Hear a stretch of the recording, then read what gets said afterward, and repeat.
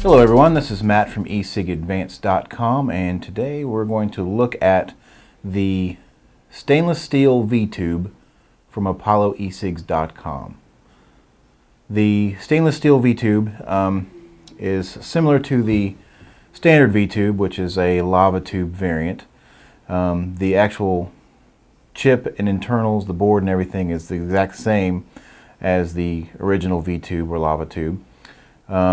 The button interfaces are the same. Things that are different: this is stainless steel versus the aluminum and plastic that the original V-tube is made out of. The end cap and top cap both are also stainless steel.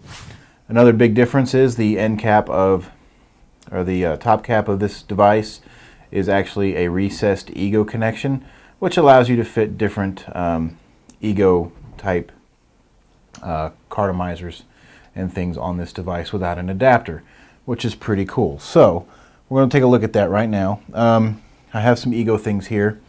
This is an e-cig tank system, and it threads fine and fires fine. So that's the e-cig.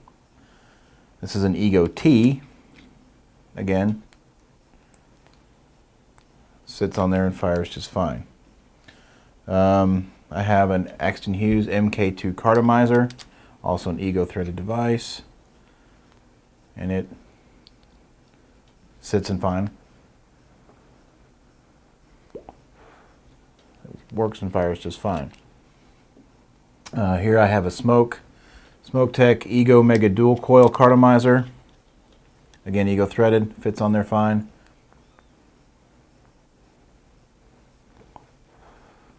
And this is low resistance, it's 1.5 ohm, so it doesn't really give good vapor because this does have a cutoff. And like the original lava tube or V-tube, this device has an amp limit of 2.5, and when that amp limit is reached, the device auto-regulates down to a voltage that it considers to be safe. And so when you try to drive things like 1.5 ohm dual coil cartomizers or low resistance atomizers, it just isn't going to drive them very high. And these are the type of cartomizers that need to be driven at a higher voltage. This is not the device to use for that. But what it does well, if you have ego stuff, ego tanks, if you have ego atomizers, if you have MK2 cartomizers, which is also dual coil, but it's a 2.3 ohm dual coil, so this can drive it a little easier, up to about 5 volts. If you have stuff like that, it works really well.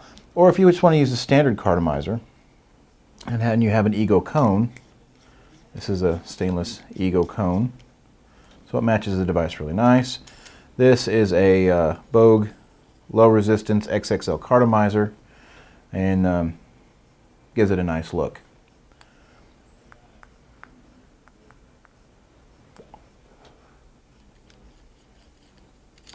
Okay, one other thing, if you want to use a tank, so this is another Bogue XXL cartomizer in a dual coil size tank. The manufacturing of this ego connection is a little airy. I like an airy draw, but when you thread this tank on and you go to vape it, I mean, it vapes fine, but it's so airy that you have really, there's no resistance at all to airflow. You need some. So that is, to me, an issue with this device. However, there is an easy fix for it. And this is a short collar dual coil tank cone adapter for an ego. It's designed to thread onto an ego battery and be a spacer collar for the dual coil tanks from Smoke-Tech. This actually threads in there very nicely. And once you thread it in there, you can see that you barely notice it. And then you can just screw your tank down on top of it. And what this does is it restricts those air channels that are in here. Everything I put on here that was ego the airflow was fine because the Ego skirts on those cartomizers block some of that airflow. This does the same thing. You're blocking some of that airflow and still being able to use a standard cartomizer tank. So when that is,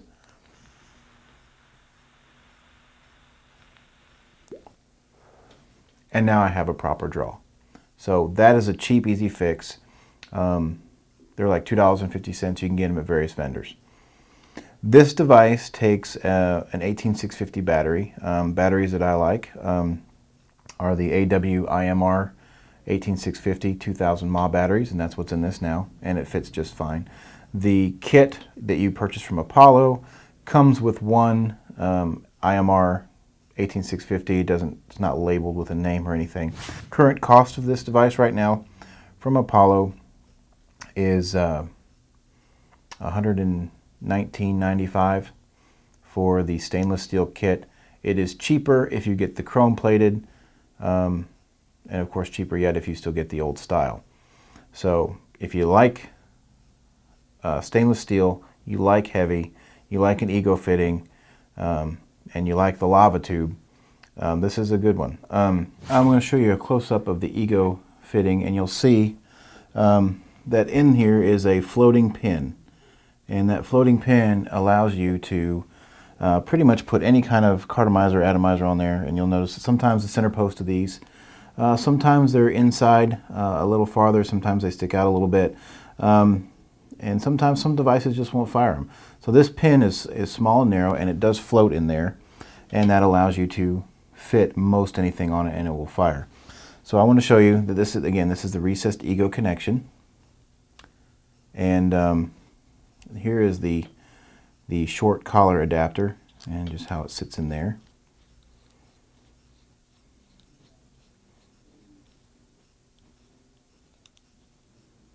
And I want to show you a close-up that it really doesn't change the appearance of the device any. It just adds a little bit of air restriction that this device needs. Okay, now I kind of want to talk about the controls of the features of this. I want to talk about the features and the controls of this.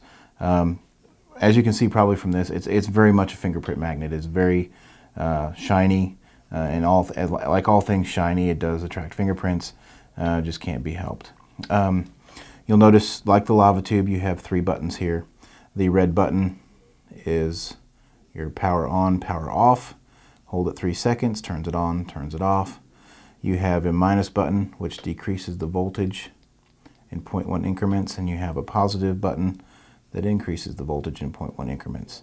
Also, if you press the red button 7 times, you get your battery life remaining on the device. And then of course here you have your fire button, and when you press that, it fires the device. Again, this is stainless steel. One of the things that really impressed me about this unit, unlike the original lava tube, the threading, the machining, very nice and quiet. It seems to be well made. Now, another thing I wanted to point out here too is this top cap can unscrew, and while you can do it, Apollo does not recommend you doing it, and say that there's a possibility that it can void your warranty. However, should you need to clean or service the cap, you can remove it, and you know, it's just a matter of making sure you get it put back together correctly. The only thing I can really, that I would consider any sort of problem with this device at all, and they're very minor issues. First being, this button is great. It seems like it's metal, it's very solid, it works very clicky. These buttons, however, are plastic and they rattle. Not a fan of rattles. It's a very minor complaint, given the fact that, you know, the mod overall seems to be very well done. And the only other thing that I wish Apollo would have done is that they have taken so much effort and so much time into creating the body of this device to far exceed the original. I wish they would have upgraded the internals to a higher amp draw so that you could use more dual coil things on it. But they didn't, and you know, but as it stands, I think it's a very good device.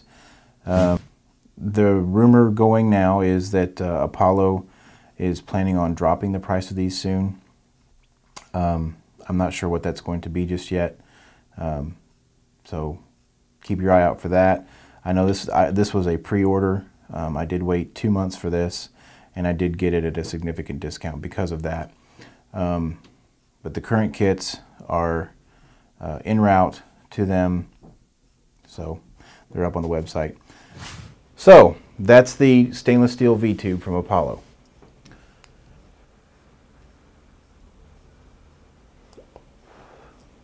I like it. For more content, reviews, and coupons, please check out e-cigadvanced.com and join our community at e-cigadvanced.com/forums. And we'll catch you next time.